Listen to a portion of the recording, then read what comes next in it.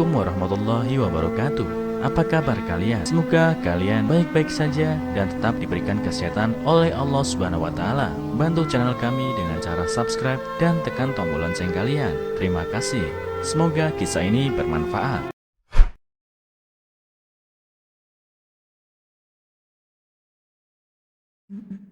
Lamaran ditolak. Pemuda ini pun nekat menghafal Al-Quran.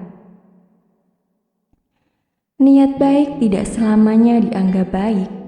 Mungkin inilah yang dialami seorang pemuda yang tinggal di pelosok sebuah desa di daerah Bekasi yang bernama Daud Zalaidi.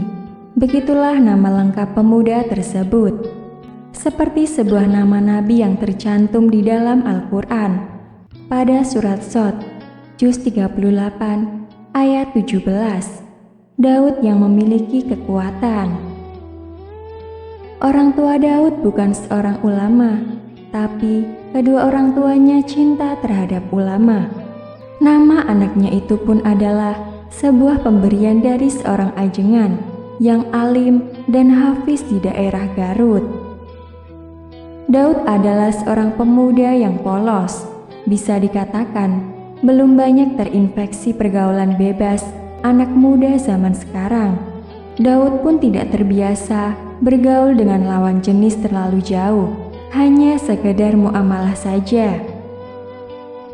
Namun ternyata Daud memendam perasaan terhadap seorang wanita yang pernah ditemuinya sekilas dalam acara seminar remaja Islam di Jakarta. Fatimah namanya. Kebetulan Daud menjadi panitianya dan Fatimah yang membaca ayat-ayat suci Al-Quran. Daud terkesan dengan suara indah dan lengkingan ayat-ayat yang dibacakan oleh Fatimah, seakan sudah menguasai betul nahom dalam ilmu tilawah, mulai dari bayati, soba, jihaz, dan sebagainya. Singkat cerita, 3 bulan kemudian, Daud rupanya sudah ada niat ingin melamar Fatimah. Sinyal cinta itu timbul begitu saja. Dengan percakapan seperlunya pun hanya melalui pesan singkat SMS. Fatimah, saya mau silaturahim ke rumah orang tua kamu. Boleh saya minta alamat lengkapnya? Maaf jika kurang berkenan. Setelah berpikir panjang, dengan kata-katanya, akhirnya SMS itu terkirim juga. Iya kak, silahkan datang saja. Rumah orang tua saya yang bercat putih persis di dekat gerai batik. Atau tanya saja di mana rumah Bapak Ahmad Mubarok. Insya Allah semua tahu, balas Fatimah dengan perasaan penuh harap dan cemas. Setelah mencari sana-sini bersama kawan akrabnya yang bernama Amir, Daud pun akhirnya sampai juga ke kediaman orang tua Fatimah di Bilangan, Jakarta.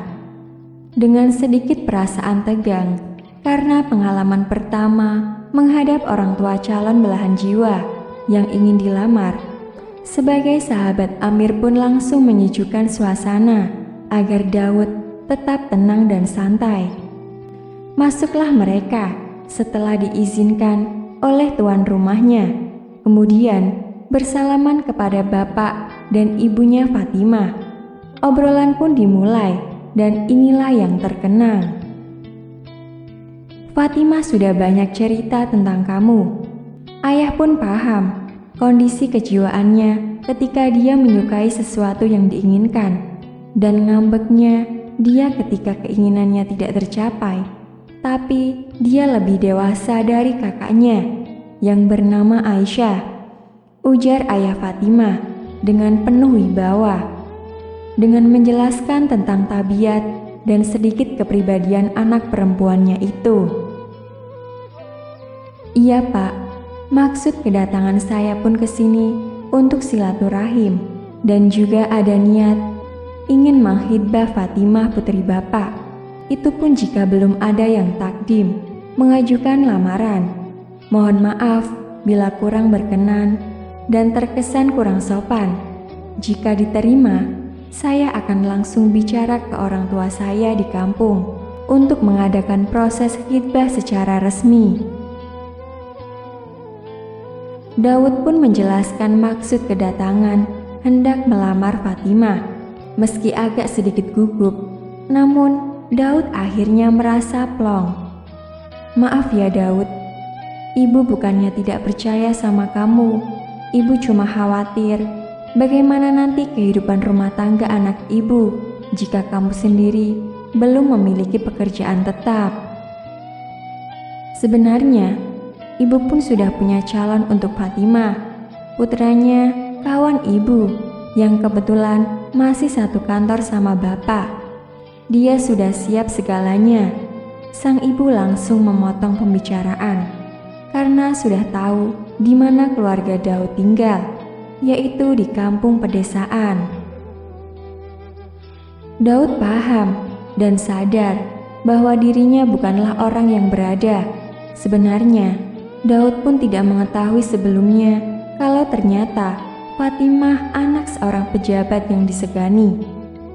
"Iya Bu, saya paham kondisi saya sekarang, tapi saya tetap berusaha memiliki pekerjaan yang halal dan baik.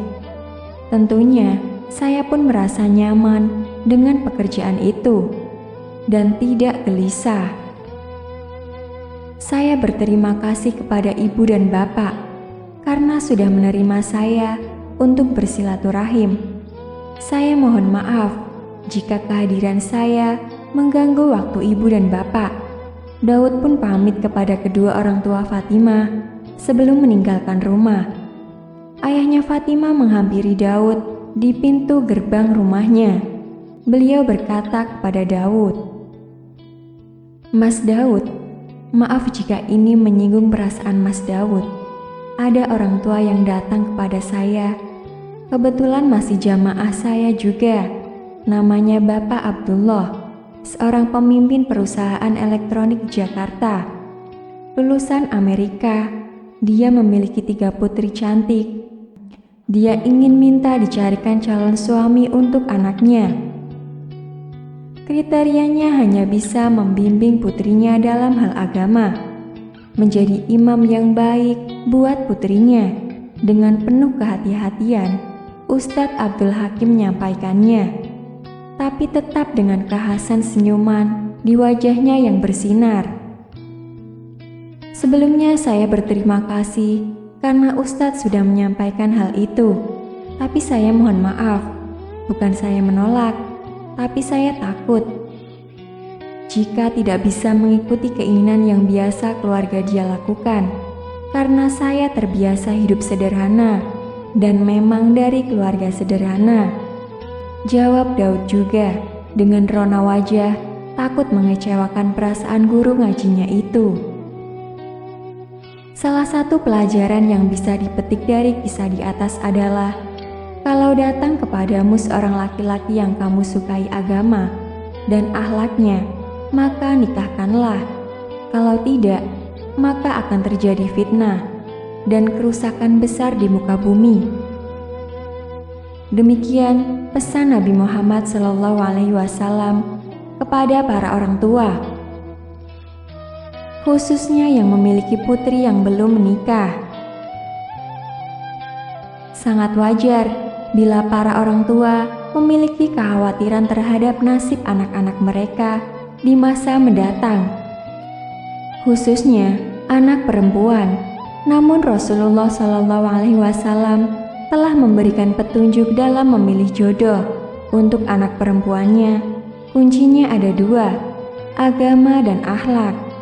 Karena agama tanpa akhlak akan cacat, sedangkan akhlak tanpa agama percuma.